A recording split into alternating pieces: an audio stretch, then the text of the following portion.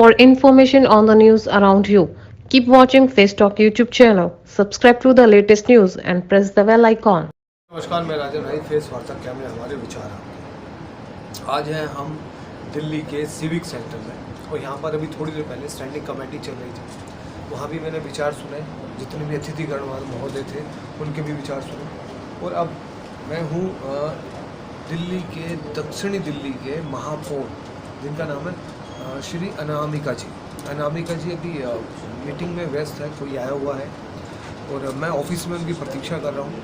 अभी वो थोड़ी देर में आने वाले हैं। जब वो आ जाएंगे तो उनके विचार आपके सामने लाने की कोशिश करूँगा, क्योंकि कैमरे हमारे विचार आपके दर्शकों, जो प्रतिनिधि होते हैं, जो जनता जिन्हें चुनती है, एक पद पर बिठाती है, उन्हीं प्रतिनिधि के हम विचार आपके सामने लाते हैं। अब कितने सफल होते हैं, कितने असफल होते हैं, सुझाव बॉक्स में जाके आप अपनी राय हमें दे सकते हैं, हमारी कमियों के बारे में बता सकते हैं, थोड़ी सी हमारी तारीफ भी कर सकते हैं। सुझाव बॉक्स में जाके आप अपनी राय रखिए।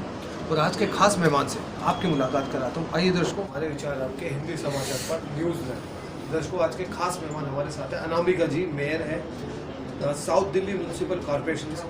उनसे मैं विचार कर रहा था, व्यक्तिगत बातें भी कर रहा था, बहुत अच्छा लगा। अब जो उनके विचार है और जो उनका एजेंडा है और जो क्षेत्र में परिवर्तन करना चाहती है मैडम, आइए वो सब आपके सामने लाने की कोशिश करता हूँ। नमस्कार अनामिका जी। नमस्कार। कैसे आप? अभी तो सब कुशल मंगल है। ईश्वर से हम दुआ करते हैं कि सब ठीक ठाक हो। अच्छा मैम, अनुमान भी लगाते हैं आने वाले भविष्य में, जो 2022 में चुनाव है, तब फिर से एमसीडी का कब्जा होगा इस बार? जी, आपको सोना ही चाहिए, क्योंकि कांग्रेस और आम आदमी पार्टी के नेताओं का कहना है कि इस बार झाड़ू चलेगी। झाड़ू कैसे चलेगी बताइए। तो उनका आप देखिए, जो प्रत्येक वार्ड में जो भी निगम पार्षद है, तो निगम पार्षद का मतलब होता है कि जो नाले की सफाई और हमारा जो लाइट लगाना, ये सारा कार्य है। तो जो हमारा जेन्युइन कार्य है, ये सफाई अभियान, उसमें तो हम सफल हो ही रहे हैं। तो अपने वार्ड में वार्ड ही क्या, हमारे दिल्ली ले लीजिए, सभी में सफाई अभियान बहुत ही जोर शोर से हो रहा है। और जो हमारा कार्य है उसको हम बड़ी भली भांति कर रहे हैं। तो पब्लिक ये सब देख रही है और हमें जानती भी है और हम विजयी होंगे भी। इसका परिणाम भी है कि देखिए 13,000 करोड़ के लिए जब हम लोग मुख्यमंत्री जी के पास गए थे आवास पर, और वो हमें फंड नहीं निर्गत किए थे, तो जनता जो है वो जगह जगह पर वो धरना प्रदर्शन में जो है वो हमें सपोर्ट की थी, क्योंकि विदाउट फंड हम काम कैसे कर सकेंगे। तो हम जो है दिल्ली को सौंदर्य कर रहे हैं और इसमें निगम जो है बड़ी भली भांति जो है वो सफल हो रही है, इसीलिए हम फिर से दोबारा आए। जी चलिए, अब बात करते हैं थोड़ी सी। आपने जो क्षेत्र में बदलाव किया, नई उम्मीदें, नई योजना, नया प्रयास, ईमानदार प्रतिबद्धता और नया दृष्टिकोण के साथ निरंतर अग्रसर श्रीमती अनामिका जी, महापौर दक्षिण दिल्ली लेवल पर। मैम, मेरा एक छोटा सा सवाल ये था, RFID, इसके बारे में मैं जानना चाहता हूँ, ये क्या योजना बनाई गई है और इससे क्या फायदा होगा? देखिए, इसमें जो भी हमारे कमर्शियल व्हीकल्स हैं, तो जब वो टोल टैक्स के पास आते थे तो पहले क्या होता था, जो वहाँ पर काफ़ी गाड़ियों की जो लाइन लगी रहती तो समय काफ़ी बर्बाद हुआ करता था। तो अब ये ऑटोमेटिक क्या होगा, उसका जो है उसमें चिप लगी रहेगी और वो ऑटोमेटिक वहाँ से जो है व्हीकल्स जो है वो प्रस्थान अपना कर जाएगी। तो इससे क्या होगा, जो एक 10 मिनट जो है वो प्रदूषण भी बढ़ता था जब गाड़ी रुकती थी, अब गाड़ी रुकेगी भी नहीं। और ये हमारे जितने भी कमर्शियल भाई हैं, अब उन लोगों को बड़ा बेनिफिट है। कुछ अलग से और शुल्क बढ़ाया जाएगा?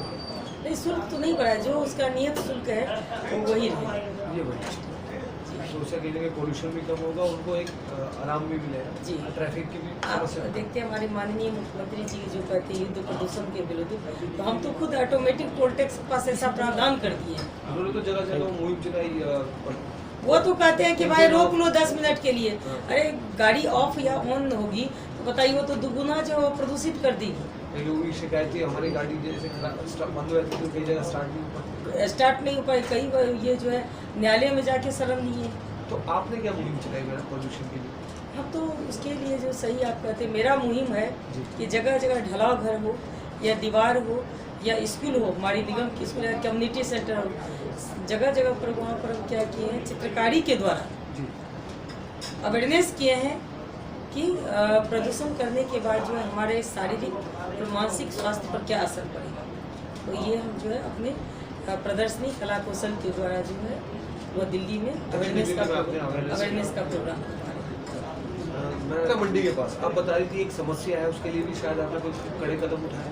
जी, ओखला मंडी के पास जो सब्जी मंडी है वहाँ से जब शाम होते ही कचरे का जो है ढेर लग जाता है, तो वहाँ पर जी वहाँ पर क्या कर रहे हैं हम लोग, रेल मंत्री आदरणीय माननीय पीयूष गोयल जी से मुलाकात करके, और अभी वो हमें प्रॉमिस भी किया है कि 500 वर्ग मीटर तक का वो लैंड हम लेंगे और वहाँ पर बायोमिथेनॉल प्लांट जो है वहाँ पर लगाएंगे, जिससे हमारा प्रदूषण जो है वो रहित दिल्ली की मिलेगी। जी मैम, एक और अभी आपने मुझे बताया NTPC, ये थोड़ा सा बताएंगे संक्षिप्त रूप में। जी, NTPC का हमारे वार्ड में जो है वेस्ट लैंड है, तो हम माननीय ऊर्जा मंत्री श्री RK सिंह जी से मुलाकात किए और वहाँ की लैंड जो है वो हम अब ले लिए हैं और वहाँ पर हम स्कूल खोल रहे हैं, डिस्पेंसरी खोल रहे हैं और उसके बाद पार्क बड़ा खूबसूरत वहाँ पर बनवा रहे हैं। कहीं ना कहीं आप ये नहीं मानते कि इन सब की जिम्मेदारी किसी और शख्स पे थी, लेकिन निभा आपने, ऐसे क्यों? आप मेरा इशारा था समझ। देखिए, हम किसी पर दोषारोपण नहीं करना चाहते, हम सिर्फ अपने कार्य को जो है एक प्रगति की ओर देना चाहते हैं। किसी शख्स हमारे केजरीवाल जी ने कहा कि दिल्ली को पेरिस बनाएंगे। जी, वो तो सिर्फ कहते हैं ना, करते तो नहीं है। कथनी और करनी में बहुत अंतर होता है और हम जो निगम जो हमारी है वो करने पर विश्वास करती है। जब वो हमें फंड नहीं दे रहे हैं तो फंड तो हम लेंगे, क्योंकि ये मेरा मौलिक अधिकार है, हमें उन्हें तो देना ही पड़ेगा। तो उसमें तो बड़ी अड़चनें आती होंगी। जी, अड़चनें तो आ ही रही है, क्योंकि उनका दिल्ली में कार्य करने का मन नहीं है। उनको है कि हम एडवर्टाइजमेंट करके ही हमारा कार्य सफल हो जाएगा। वो राजनीति तो का जो पुरजोर खंडन करते हैं और अब हम क्या किए, VD मिनिस्ट्री से कुछ मशीन भी ले आए हैं, केंद्र सरकार जी से भी हेल्प ले रहे हैं और कई ऐसे हमारी योजनाएं हैं, NGO से भी हम ले रहे हैं और कई योजनाओं को लेकर जो है हम अपना कार्य कर रहे हैं। लेकिन हमारा जो 13,000 करोड़ की दो निगम का बनता है वो तो हमारा अपना अधिकार है, वो हम लेकर ही रहेंगे।